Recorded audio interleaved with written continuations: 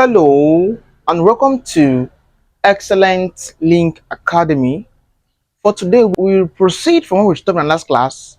Last class, we considered the concept behind integration of trigonometric functions, right? So last class, we discussed about the case 1 of this concept here. So for today, we're discussing about the case 2 for integration of trigonometric functions, right? So let's discuss the case 2 under trigonometric under integration of trigonometric function, right? So I'll drop the link to our first class on this concept. So learn the concept behind case 1 before you dive into case 2. Now for case 2, what was the concept behind case 2? The concept is that if I have the integral of sine x to power m cos x to power n dx such that m is either even number and n is odd number, or m is either odd number and n is even number, as the case may be, right? So just note that whenever I'm having an integral of sine m to power x such that m is even number and n here is odd number, or m is odd and n is even, the text says that one of them will be even, one of them will be odd. For a integration of that nature, how do you solve it? That is what we're going to be discussing here now. All right, let me give you an example or a hint on how something of this nature work. Example 1. Evaluate the integral of sine s to power 3 cos s to power 4 dx. Observe this one here. My power here is odd, my power here is even. So this one becomes a condition under this case 2 here. So how do you solve this question here? First things first, when it comes to something of this nature, note the following.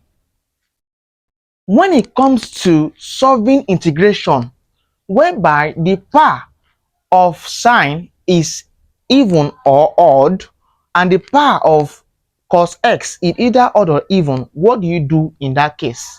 The condition, what you need to notice is that number 1, assume u to be the term with the even power. So my first task there is what? Assume u to be the assume u to be the term with the even power. When you are done with that, the second step is that differentiate the term and substituting such that it will cancel out the term with odd number, thereby reducing it to even term. So what do I mean? Let me show you what I'm trying to say. For something of this nature, what's your first task? Your first task is to let u to be equal to the term with what? Even power. So this one is having even number, so I'll let u to be cos x. That's the condition. All right, I'll let u to be equal to cos x. Differentiate u with respect to x. I'll have du over dx is equal to, if I differentiate cos x, I'll have what? The minus sine x. From the concept of differentiation, make the x subject. It means that the x is equal to du all over minus sine x. If I make the x subject, I'll have that the x is equal to what? Du over minus sine x. Of course, from division, from the concept of fraction, it's not proper to have negative down. So I'll clean up this, I'll put it up. I have this here. At this point here, substituting. If I substitute in value, I have that the integral of sine s to power 3 or sine s cube x to power 3, as in this case. Next up, cos x to power 4. But we just set cos x to be u. So have u to power 4. This is dot means times. U to power 4.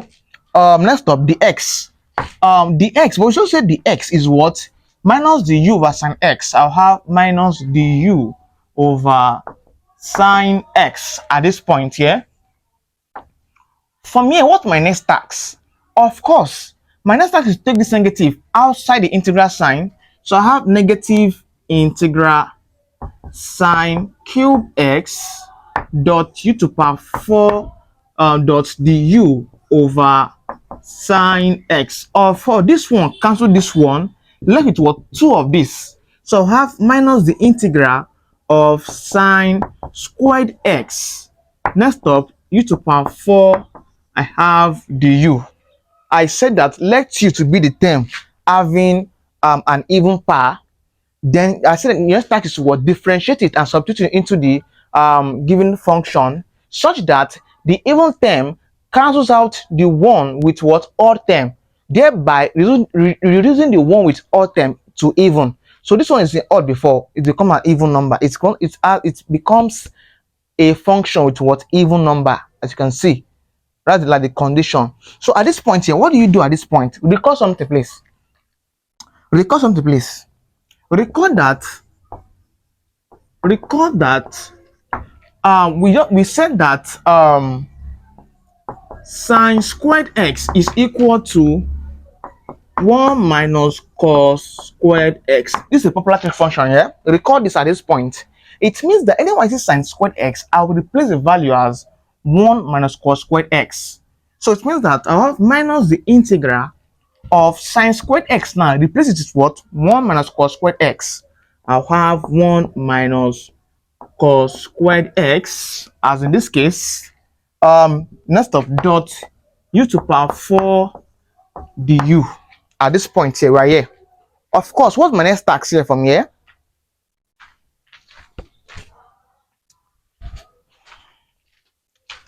All right, my next task here now is to look up, please.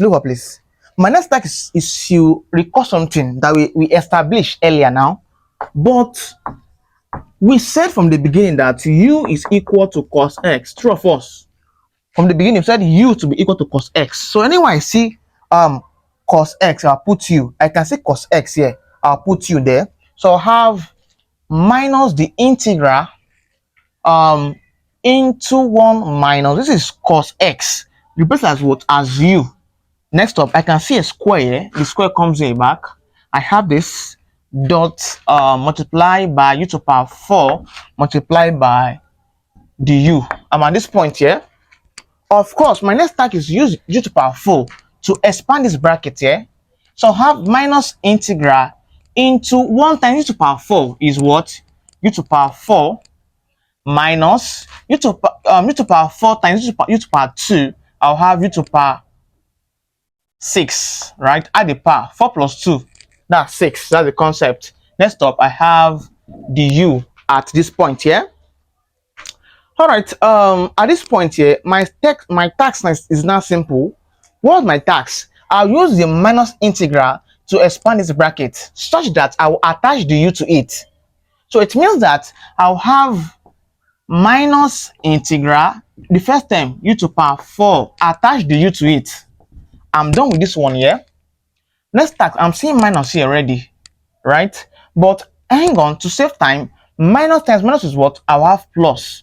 Pick out the integral sign. Next up, u to power 6, I have du here.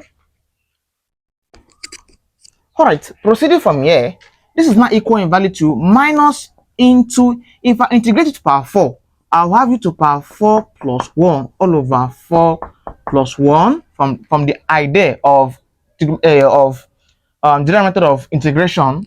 This is plus sign here. If I integrate it to power 6, I'll have u to power 6 plus 1 all over 6 plus 1. Next up, plus c. At this point here, I'll have minus u to power 5 all over 5 plus u to power 7 all over 7 plus c. At this point here, but we just infer that u to be what? U to be cos x. From the beginning, we said u to be cos x here. So whenever I see u, I'll put cos x. So it means that I'll be having minus u. U is cos x. That's cos s to power 5, as in this case, s to power 5. Next, all over, this is 5 plus This is u. Used to be cos x. This is power 7. That's cos x to power 7 all over 7 plus c.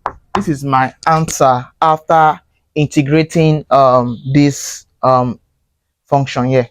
Right, this is how to solve this kind of problem using the concept of trigonometry, integration of trigonometric function, right? So this is how it works, right? See you in the next class.